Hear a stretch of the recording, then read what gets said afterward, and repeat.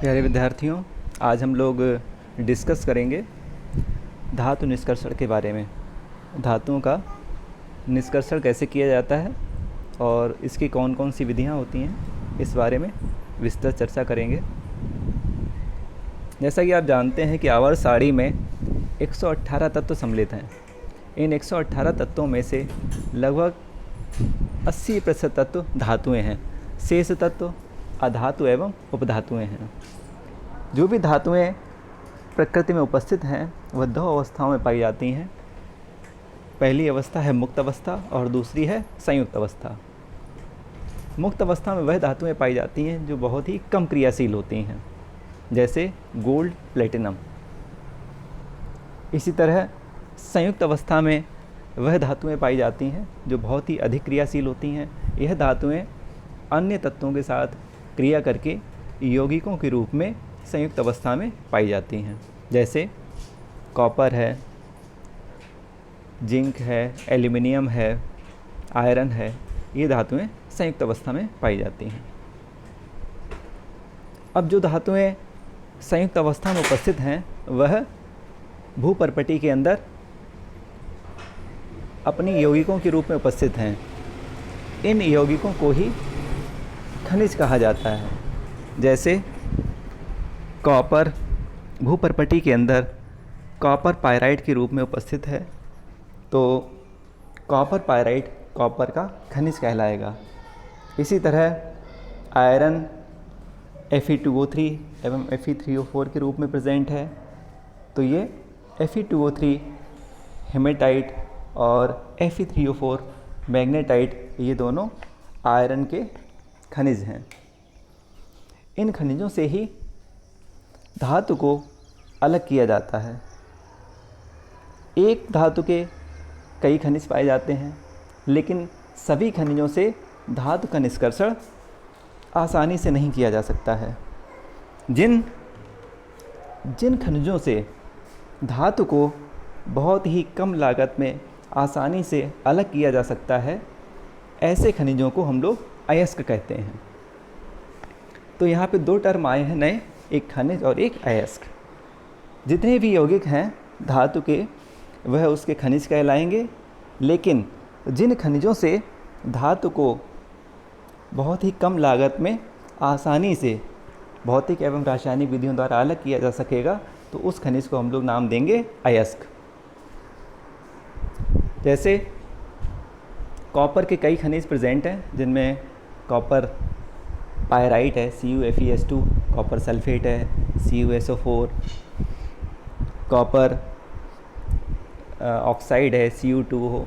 तो इनमें से जो कॉपर पायराइट है CuFeS2, इससे कॉपर को बहुत ही आसानी से और कम लागत में अलग किया जा सकता है, इसलिए हम लोग कॉपर पायराइट को कॉपर का अयस्क बोलेंगे। इसके बाद एक नया टर्म है गैंग या अधात्री। जैसा कि हम लोग जानते हैं, जब खानों से अयस्क को अलग किया जाता है तो उसमें बहुत सारी अशुद्धियाँ रहती हैं। इन अशुद्धियों को ही हम लोग बोलते हैं गैंग या अधात्री या मैट्रिक्स। जो भी अशुद्धियाँ प्रेजेंट होंगी अयस्क में, उन्हीं को हम लोग क्या बोलेंगे, गैंग या अधात्री बोलेंगे। अब बात करेंगे अयस्कों के वर्गीकरण के बारे में। धातु भूपर्पटी के अंदर संयुक्त अवस्था में प्रेजेंट है, या तो वो ऑक्साइड के रूप में है, या सल्फाइड के रूप में है, या कार्बोनेट के रूप में है, या हैलाइड के रूप में है। तो इसी बेसिस पर धातु के अयस्कों का वर्गीकरण किया गया है, जिसमें पहला है ऑक्साइड अयस्क। जब धातु ऑक्साइड के रूप में प्रेजेंट होती है तो ऐसे हम लोग अयस्कों को ऑक्साइड अयस्क कहते हैं, जैसे हेमेटाइट है, बॉक्साइट है। सेकंड है सल्फाइड अयस्क। जब धातु सल्फाइड के रूप में प्रेजेंट होगी अयस्क में, तो उसे हम लोग बोलेंगे सल्फाइड अयस्क, जैसे कॉपर पायराइट है, आयरन पायराइट है, जिंक ब्लेंड। उसके बाद कार्बोनेट अयस्क हैं। जब धातु कार्बोनेट के रूप में प्रेजेंट होती है अयस्क में, तो हम लोग ऐसे अयस्क को कार्बोनेट अयस्क बोलते हैं, जैसे कैलामाइन है, सिडेराइट है। उसके पश्चात है हैलाइड अयस्क। जब धातु हैलाइड के रूप में प्रेजेंट होगी अयस्क में, तो ऐसे अयस्क को हम लोग हैलाइड अयस्क बोलेंगे, जैसे क्रायोलाइट Na3Al F6। अब बात करेंगे हम लोग निष्कर्षण की। धातु को निष्कर्षित कैसे करेंगे अयस्क से। अयस्क से जो धातु को अलग करने की प्रक्रिया होती है, इसी को हम लोग बोलते हैं धातु निष्कर्षण। इस प्रक्रिया में कई विधियां सम्मिलित होती हैं, जिनमें मुख्य 4 चरण होते हैं। पहला चरण होता है अयस्क का पीसना, दूसरा चरण है अयस्क का सांद्रण करना, तीसरा चरण है सांद्रित अयस्क का ऑक्सीकरण व अपचयन करना, और अंतिम चरण, चौथा चरण है धातु का शोधन। तो सबसे पहला जो चरण है उसमें हम लोग क्या करते हैं, इसमें अयस्क को पीसते हैं। इस प्रक्रिया में अयस्क को बड़ी बड़ी ग्राइंडिंग मिल में मशीनों द्वारा महीन कणों में पाउडर के रूप में पीस लिया जाता है। दूसरा जो चरण होता है वो होता है अयस्क का सांद्रण करना। अयस्क के सांद्रण करने में कई विधियां प्रयोग में लाई जाती हैं। वह निर्भर करता है उसमें किस प्रकार की अशुद्धि है या अयस्क की प्रकृति कैसी है। अयस्क के सांद्रण की जो विधियां हैं उनमें मुख्य 4 विधियां हैं, जिसमें पहली है गुरुत्व पृथक्करण विधि। यह मुख्यतः ऑक्साइड अयस्क के लिए प्रयोग में लाई जाती है। दूसरी है चुंबकीय पृथक्करण विधि। यह विधि जब प्रयोग में लाई जाती है जब अयस्क में कोई मैग्नेटिक प्रॉपर्टी होती है, चाहे वो अधात्री हमारा प्रेजेंट है वो मैग्नेटिक प्रॉपर्टी रखता हो, या जो धातु है वो मैग्नेटिक प्रॉपर्टी रखती है, तब हम लोग चुंबकीय पृथक्करण विधि का प्रयोग करते हैं। तीसरी विधि है फेन प्लवन विधि। यह विधि सल्फाइड अयस्क के लिए प्रयोग में लाई जाती है। और चौथी विधि है लीचिंग मेथड। यह मेथड जब प्रयोग में लाया जाता है जब कोई अयस्क एक इस विशेष विलायक में घुलनशील होता है, जैसे बॉक्साइट अयस्क, ये एल्युमिनियम का अयस्क है, इसका हम लोग सांद्रण लीचिंग विधि से करते हैं। अब हम लोग इसमें 3 फिगर दिए गए हैं इस स्लाइड में, इसमें हम लोग देख लेते हैं सांद्रण की विधियाँ कैसे प्रयोग में लाई जाती हैं। जिसमें पहला फिगर दिया है ये बता रहा है ग्रेविटी सेपरेशन मेथड या गुरुत्वीय पृथक्करण विधि के बारे में। इसमें एक स्लोप दी गई है जिस पर वाटर फ्लो हो रहा है और ऊपर से इसमें सांद्रित पिसा हुआ अयस्क को डाला जाएगा।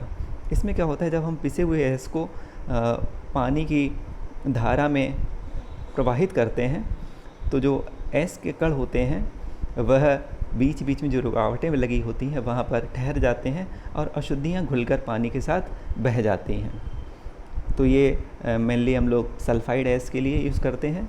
और दूसरा मेथड है चुंबकीय पृथक्करण विधि। इसमें जो आप फिगर देख रहे हैं, इसमें फिगर में 2 रोलर लगे होते हैं और उस रोलर के ऊपर एक बेल्ट लगी होती है, बड़ी चौड़ी सी बेल्ट होती है।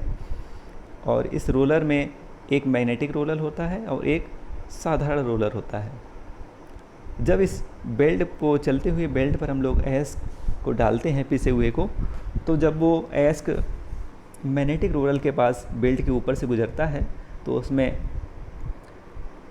जो चुंबकीय प्रकृति वाले कण हैं वो अलग कंटेनर में इकट्ठे हो जाते हैं और हमारे अयस्क के कण हैं वो अलग कंटेनर में कलेक्ट हो जाते हैं। इस तरह से अयस्क का सांद्रण हो जाता है। तीसरा जो फिगर है ये हमारा फेन प्लवन विधि से रिलेटेड है। इस मेथड में हम लोग क्या करते हैं, इसमें पीसे हुए अयस्क को एक बड़े से कंटेनर में, जो आयरन का कंटेनर है, उसमें भर देते हैं और उसमें पानी भर देते हैं। फिर इसके पश्चात इसमें हम लोग चीड़ का तेल या यूकेलिप्टस ऑयल का तेल मिलाते हैं। तो यहाँ पे क्या होता है, फिर हम कंप्रेस्ड एयर, जहाँ पे आप देख रहे होंगे एक पाइप दिया गया है, वहाँ से एयर को कंप्रेस करके भेजते हैं।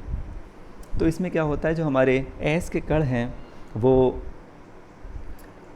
यूकेलिप्टस ऑयल या चीड़ का जो तेल है उसके साथ भीग कर झाग बनाकर सतह पर आ जाते हैं और जो अशुद्धियाँ होती हैं वो पानी में घुलकर कंटेनर की तली में बैठ जाती हैं। अब जो अयस्क के कण हमारे झाग के रूप में तेल से भीग कर ऊपर आ गए हैं, उन्हें हम लोग अलग कर लेते हैं और उसे सुखाकर पीस लेते हैं। तो इस तरह हम लोग क्या करते हैं, अयस्क का सांद्रण करते हैं। अब जो अगला स्टेप होता है, इसमें हम लोग क्या करते हैं, सांद्रित अयस्क से धातु प्राप्त करते हैं। तो इसमें 2 चरण होते हैं। एक चरण में हम लोग क्या करते हैं, सांद्रित अयस्क से पहले धातु ऑक्साइड बनाते हैं और दूसरे चरण में धातु ऑक्साइड को धातु में अपचयित कराते हैं। सांद्रित अयस्क से जो धातु ऑक्साइड बनाने में 2 विधियां रहती हैं, जिसमें पहली विधि है भर्जन, जिसको हम लोग कैल्सिनेशन बोलते हैं, दूसरी है निस्तापन या रोस्टिंग। भर्जन प्रक्रिया में सांद्रित अयस्क को वायु की नियंत्रित सप्लाई में या वायु की अनुपस्थिति में धातु के गलनांक से कम ताप पर गर्म करते हैं, जिससे अयस्क में जो भी नमी उपस्थित होती है वो दूर हो जाती है और जो बाष्पशील अशुद्धियाँ होती हैं वह भी दूर हो जाती हैं। यह प्रोसेस हम लोग मुख्यतः जो कार्बोनेट अयस्क हैं या हाइड्रेटेड अयस्क हैं उनके लिए प्रयोग में लाते हैं। सेकंड जो प्रोसेस है वो है रोस्टिंग या निस्तापन। इस प्रक्रिया में हम लोग सांद्रित जो अयस्क होता है उसे वायु की उपस्थिति में गर्म करते हैं धातु के गलनांक से नीचे।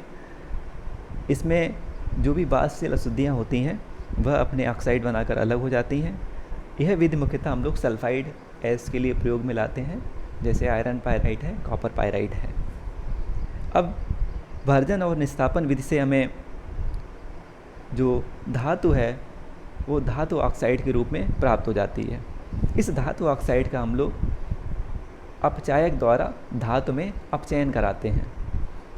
किसी अपचायक का हम लोग यूज़ कर सकते हैं, जैसे कार्बन ले सकते हैं कोक की फॉर्म में, कार्बन मोनोऑक्साइड ले सकते हैं, या किसी एक्टिव मेटल का यूज किया जा सकता है अपचयन में। तो इस मेथड द्वारा हमें क्या होता है, धातु ऑक्साइड से धातु प्राप्त हो जाती है।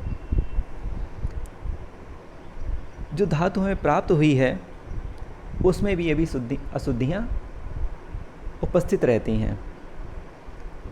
इन अशुद्धियों को दूर करने के लिए अंतिम चरण में धातु का शोधन किया जाता है। शोधन के लिए भी कई विधियां हैं, जिनमें मुख्यतः विद्युत अपघटन विधि, vapour phase refining, zone refining और आसवन विधि हैं। विद्युत अपघटन विधि कॉपर धातु के शोधन के लिए प्रयोग में लाई जाती है। वेपर फेज रिफाइनिंग निकल के शोधन में प्रयोग में लाई जाती है। और जोन रिफाइनिंग जो मेथड है वो जर्मेनियम है, सिलिकॉन है, इनके शोधन में प्रयोग में लाया जाता है। और आसवन मेथड जिंक और मरकरी के शोधन में प्रयोग में लाया जाता है। इन सारे मेथड से जो भी हमें धातु मिलती है उसकी जो शुद्धता होती है वो 99.9% से अधिक होती है। इस प्रकार ये हमारे सभी जनरल मेथड थे धातु के निष्कर्षण के।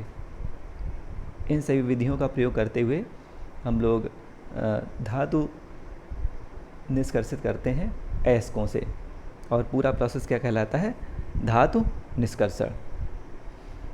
ये टॉपिक हमारा यहीं ख़त्म होता है और हम लोग फिर नेक्स्ट टॉपिक की बात करेंगे अगले सेशन में। धन्यवाद।